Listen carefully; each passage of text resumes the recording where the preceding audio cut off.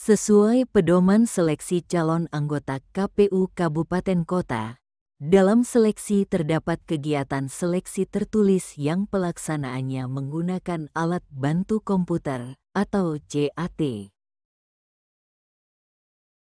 di mana materi yang diujikan meliputi Pancasila, Undang-Undang Dasar Negara Republik Indonesia tahun 1945, Negara Kesatuan Republik Indonesia, Bhinneka Tunggal Ika, Ketatanegaraan, Kepemiluan, Kepartaian dan Kelembagaan Penyelenggara Pemilu.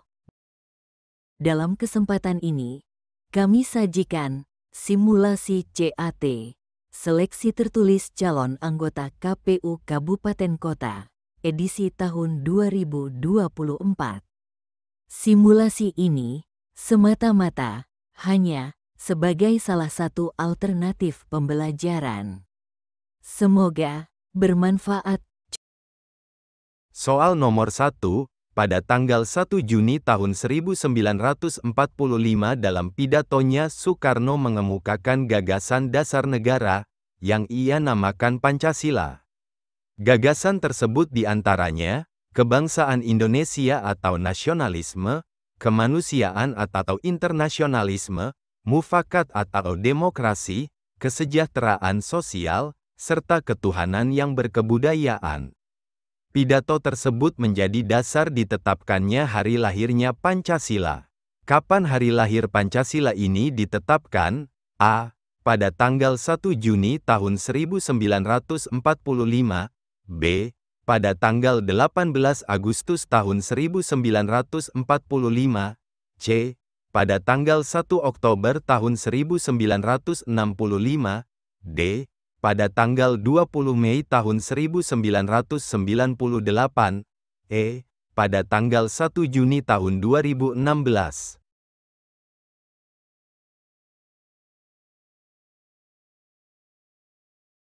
Pembahasan soal nomor 1.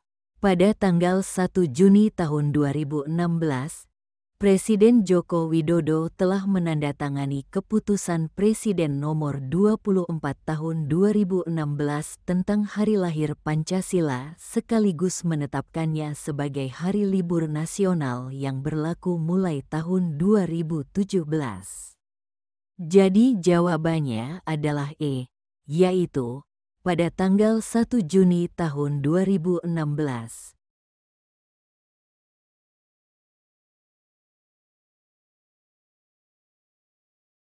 Soal nomor 2, selain Mahkamah Agung, setelah dilakukannya amandemen ketiga UU Dasar 1945, terdapat pula lembaga negara yang merupakan cabang kekuasaan kehakiman yaitu Mahkamah Konstitusi. Berikut ini hal-hal yang terkait dengan Mahkamah Konstitusi, kecuali A. Menjatuhkan sanksi penjara dan denda, B. Memutus sengketa kewenangan lembaga negara yang menjadi kewenangannya, C. Pengujian undang-undang terhadap Undang-Undang Dasar 1945, D. Memutus pembubaran partai politik, E. Dan memutus perselisihan tentang hasil pemilihan umum. Pembahasan soal nomor 2. Berdasarkan pasal 24C ayat 1 UUD 1945, kewenangan Mahkamah Konstitusi adalah menguji undang-undang terhadap UUD 1945, memutus sengketa kewenangan lembaga negara yang kewenangannya diberikan oleh UUD 1945, memutus pembubaran partai politik, dan memutus perselisihan tentang hasil pemilihan umum. Urusan penjara dan denda bukan urusan Mahkamah Konstitusi. Jadi jawabannya adalah A, yaitu menjatuhkan sanksi penjara dan denda.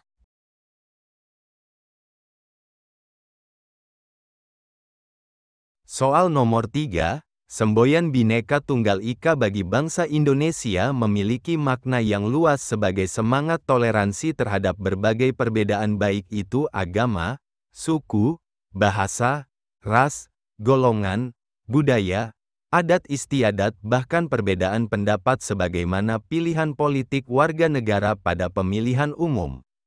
Pada awalnya, semboyan Bhinneka Tunggal Ika dicetuskan untuk membangkitkan semangat toleransi, a. antar wilayah dalam kerajaan, b. kaum bangsawan dan rakyat jelata, c. antar suku dalam kerajaan, d. bangsa pendatang dengan penduduk setempat, e. antar penganut agama. Pembahasan soal nomor 3. Pada mulanya Bhinneka Tunggal Ika dipakai untuk membangkitkan semangat toleransi keagamaan antar penganut agama pada Kerajaan Majapahit. Setelah dijadikan semboyan bagi bangsa Indonesia, konteksnya menjadi lebih luas, tidak hanya berbeda agama saja tapi juga suku, bahasa, ras, golongan, budaya, adat istiadat, bahkan perbedaan pikiran, pendapat termasuk pilihan politik. Jadi jawabannya adalah E, yaitu antar penganut agama.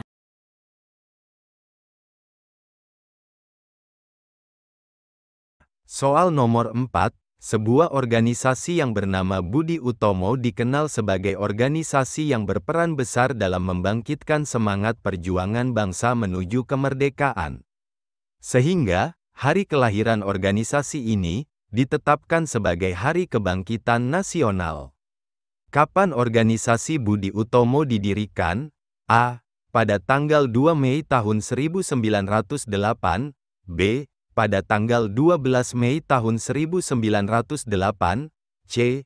pada tanggal 17 Mei tahun 1908, D. pada tanggal 20 Mei tahun 1908, E.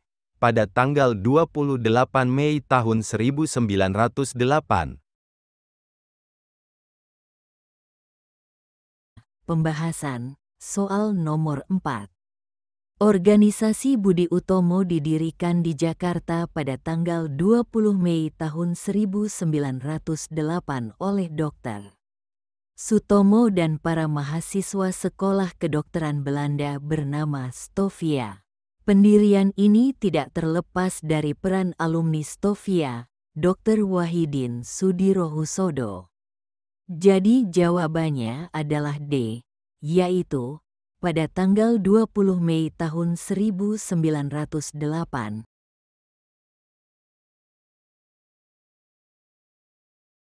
Soal nomor 5, UUD 1945 sebagai Konstitusi Negara Indonesia untuk pertama kalinya ditetapkan tanggal 18 Agustus tahun 1945.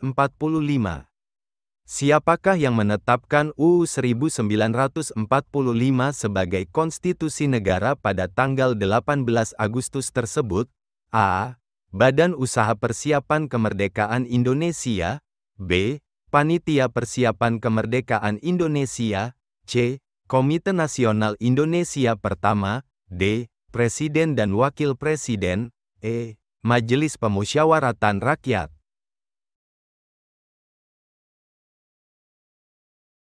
Pembahasan soal nomor 5. Penetapan UUD 1945 sebagai Konstitusi Negara Indonesia oleh Panitia Persiapan Kemerdekaan Indonesia. Penetapan UUD 1945 sebagai Konstitusi Negara Indonesia oleh PPKI ini dilakukan dalam 2 tahap. Tahap pertama, pengesahan pembukaan UUD Negara Indonesia yang terdiri atas 4 alinea. Dan kedua, pengesahan batang tubuh UUD Negara Indonesia yang terdiri atas 16 bab 37 pasal 4 pasal aturan peralihan dan 2 ayat aturan tambahan. Jadi jawabannya adalah B, yaitu Panitia Persiapan Kemerdekaan Indonesia.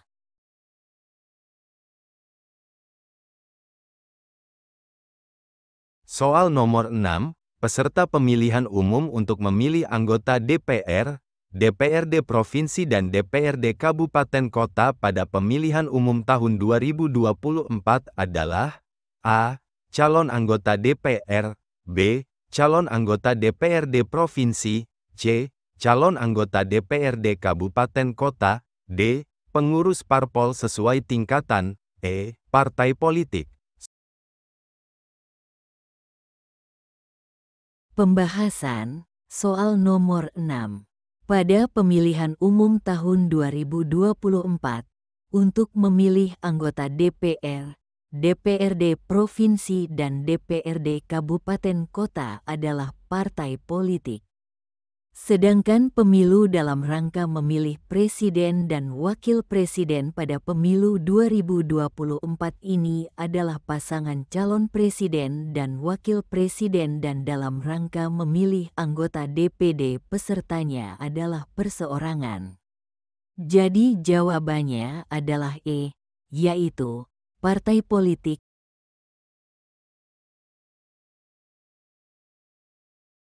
Soal nomor 7, pada pemilu tahun 2024 pada tahap kegiatan rekapitulasi perolehan suara terdapat aplikasi Sirekap atau Sistem Informasi Rekapitulasi. Berikut ini adalah hal yang terkait dengan aplikasi Sirekap. A. Sebagai alat untuk melakukan rekapitulasi perolehan suara dari seluruh TPS di wilayah kecamatan. B. Sebagai alat untuk melakukan rekapitulasi perolehan suara dari seluruh kecamatan di wilayah kabupaten kota. C. Sebagai alat untuk melakukan rekapitulasi perolehan suara dari seluruh kabupaten di wilayah provinsi. D. Sebagai alat untuk melakukan rekapitulasi perolehan suara di tingkat nasional. E. Sebagai sarana informasi publik. Pembahasan soal nomor 7. Rekapitulasi perolehan suara pada pemilu 2024 dilakukan secara manual dan berjenjang oleh jajaran KPU yang dilaksanakan lewat mekanisme rapat pleno yang dilaksanakan terbuka yang dihadiri saksi dan pengawas pemilu sesuai tingkatan. Aplikasi Sirekap sebagai sarana informasi publik. Jadi jawabannya adalah E, yaitu sebagai sarana informasi publik.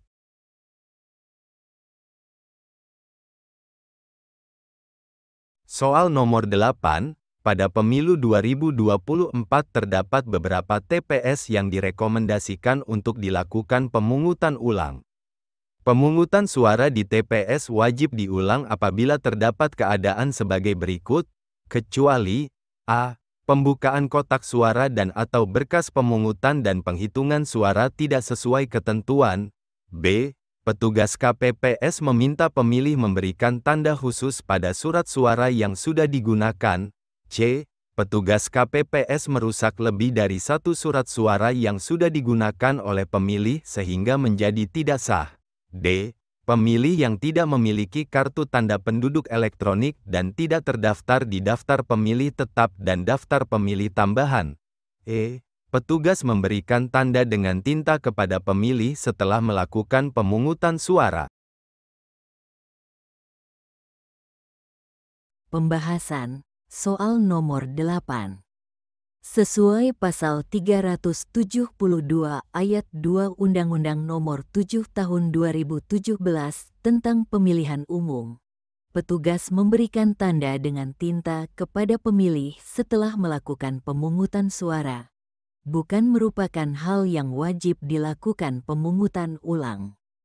Justru ini merupakan salah satu kegiatan yang dilakukan oleh KPPS sesuai pasal 366 ayat 1 Undang-Undang Nomor 7 Tahun 2017 tentang Pemilihan Umum. Memberikan tanda khusus yang diatur oleh KPU berupa tinta kepada pemilih yang sudah memberikan suara. Jadi jawabannya adalah E, yaitu petugas memberikan tanda dengan tinta kepada pemilih setelah melakukan pemungutan suara.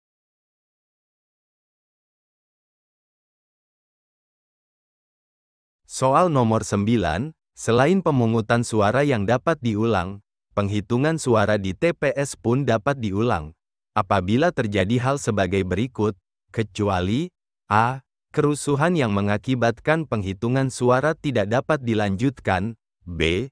Penghitungan suara dilakukan secara terbuka, c. Penghitungan suara dilakukan di tempat yang kurang terang atau yang kurang mendapat penerangan cahaya, d. Penghitungan suara dilakukan dengan suara yang kurang jelas, e. Penghitungan suara dicatat dengan tulisan yang kurang jelas. Soal nomor 9. Sesuai dengan pasal 374 ayat 2, penghitungan suara di TPS dapat diulang apabila terjadi kerusuhan yang mengakibatkan penghitungan suara tidak dapat dilanjutkan, penghitungan suara dilakukan secara tertutup, penghitungan suara dilakukan di tempat yang kurang terang atau yang kurang mendapat penerangan cahaya, penghitungan suara dilakukan dengan suara yang kurang jelas, penghitungan suara dicatat dengan tulisan yang kurang jelas, saksi peserta pemilu, pengawas TPS, dan warga masyarakat tidak dapat menyaksikan proses penghitungan suara secara jelas. Penghitungan suara dilakukan di tempat lain di luar tempat dan waktu yang telah ditentukan, dan atau ketidaksesuaian jumlah hasil penghitungan surat suara yang sah dan surat suara yang tidak sah dengan jumlah pemilih yang menggunakan hak pilih. Sedangkan penghitungan suara dilakukan secara terbuka, tidak menjadi alasan, tetapi malah seharusnya dilakukan secara terbuka. Jadi jawabannya adalah B, yaitu penghitungan suara dilakukan secara terbuka.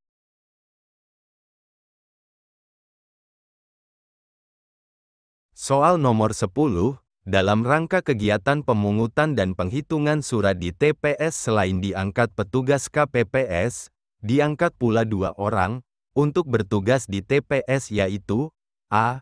Petugas kesehatan TPS, b. Petugas kebersihan TPS, c. Petugas ketertiban TPS, d. Petugas perlindungan TPS, e. Petugas pendataan TPS.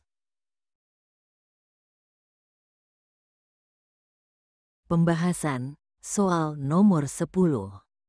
Sesuai dengan PKPU Nomor Peraturan Komisi Pemilihan Umum Nomor 8 Tahun 2022 tentang pembentukan dan tata kerja Badan Ad Hoc Penyelenggara Pemilihan Umum dan Pemilihan Gubernur dan Wakil Gubernur, Bupati dan Wakil Bupati, dan Wali Kota dan Wakil Wali Kota Pasal 1 Ayat 11. Petugas ketertiban tempat pemungutan suara yang selanjutnya disebut petugas ketertiban TPS adalah petugas yang dibentuk oleh PPS untuk menangani ketenteraman, ketertiban, dan keamanan di setiap tempat pemungutan suara. Jadi jawabannya adalah C, yaitu petugas ketertiban TPS.